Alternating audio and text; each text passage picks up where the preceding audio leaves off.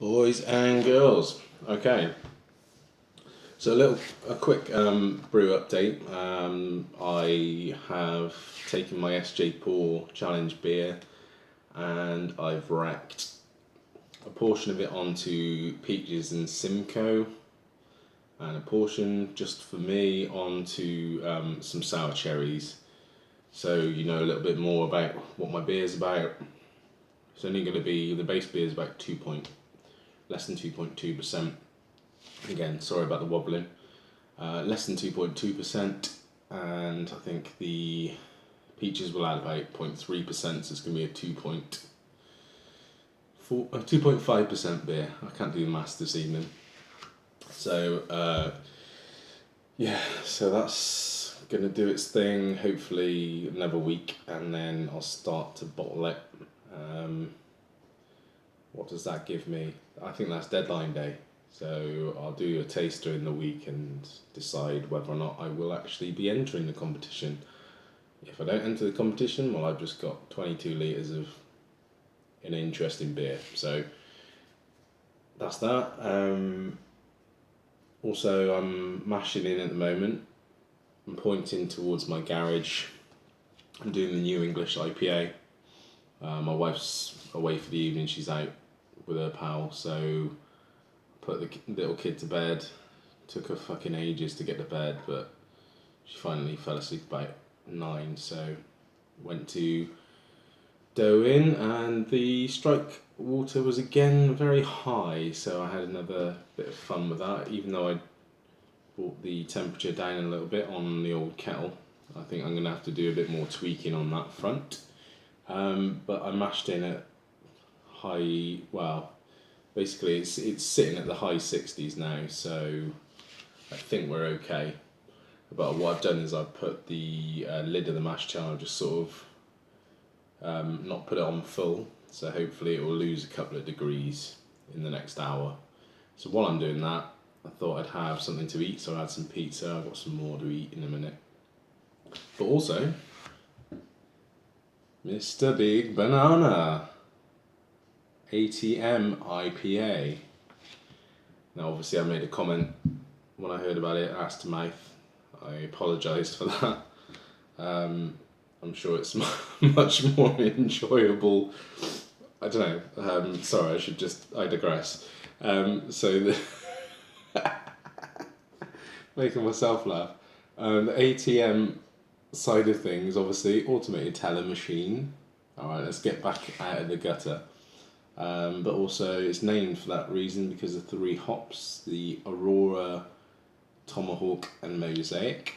Now, I know very little about Aurora hops. Tomahawk, I know that it is part of pretty much the same hop as Columbus. So you got Columbus, Tomahawk, Zeus. They're pretty much the same hop. I don't know if it's 3 different trading names for the same hop. And then obviously Mosaic, juicy fruit, bubblegum, fucking awesome hop. So that's what I know about this one. It's 5.3%. I've done no prep for this, of course, as you can tell. But very much thanks to you, Mr. Big Banana, for sending this to me. I'm going to crack it open. Let's see what happens.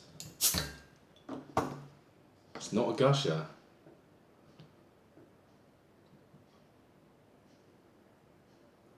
Bottle conditioned, I'm assuming. Looking nicely carved just to the naked eye right now while I'm pouring. Obviously, I'm looking at 2 things. I'm looking at this bottle.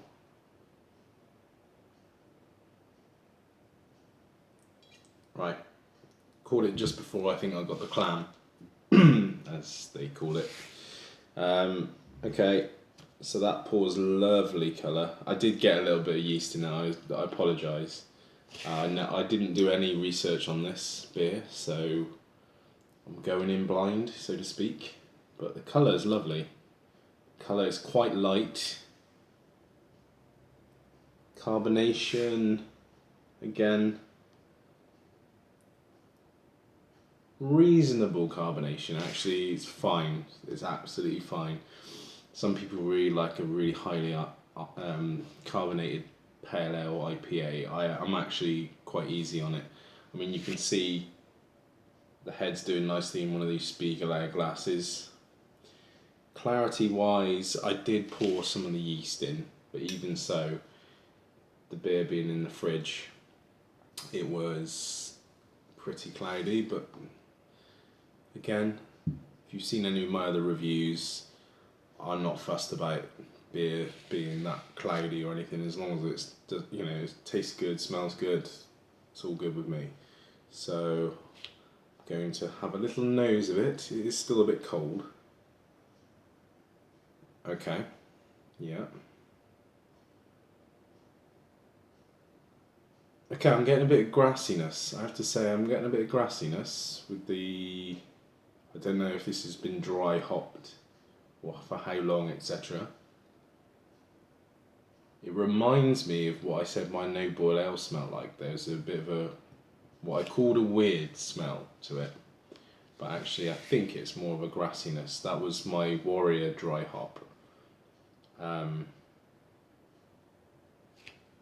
But yeah, it reminds me of that beer, which wasn't unpleasant at all. Obviously, we got Steve Molson tried it and verified that it wasn't bad. So I'm not getting a huge amount of this mosaic. Mosaic normally it jumps out like a juicy fruit / bubblegum. Sorry, I keep making this thing jump. It's actually, strangely enough, this is actually resting on bananas. There's a fruit bowl here, and I've actually got it resting nestled in between bananas. So there's some kind of poignancy in that. But anyway, Sloanshire, my friend, thank you very much.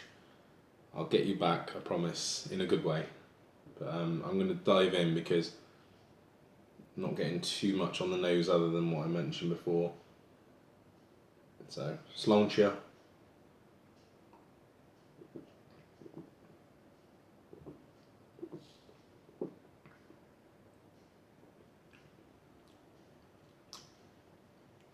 And it comes through in the flavour as well, I think. Let me just try again. Maybe I'll jump the gun there.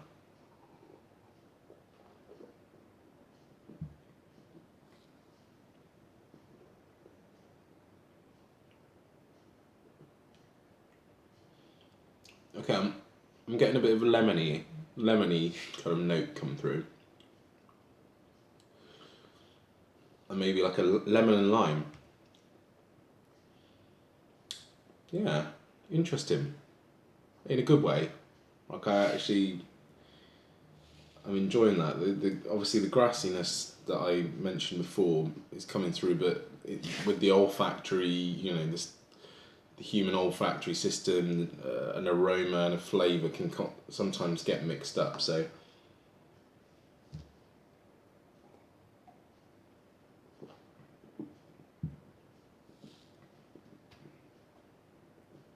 but light mouthfeel, I'm definitely getting a lot more lemon lime flavour through it. I have no idea how you're getting that, because as far as I know, unless Aurora's got that, you don't tend to get that from Mosaic or Columbus. I don't think so anyway. I thought Columbus Tomahawk, pardon my French. You often get sort of a more of a grapefruity, I think, and a dankness through from that hop. But that is bloody nice. It's not what I was expecting at all. It's actually totally different to what I was expecting.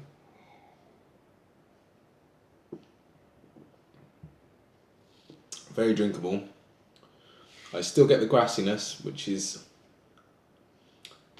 slightly not to my palate.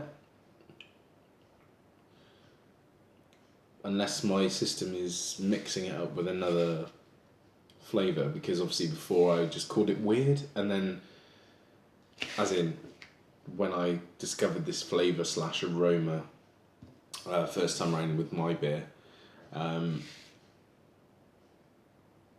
digress. I'm not sure where I was at, but it's not too unpleasant.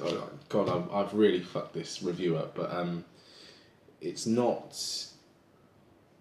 something that would put me off drinking this beer again. I'm really enjoying it. I think actually, mouthfeel wise, it's spot on. You know, it's very easy going. It's not thick.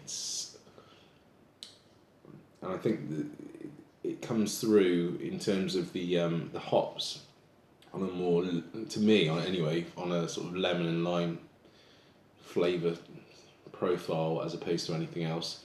The malts is very subtle.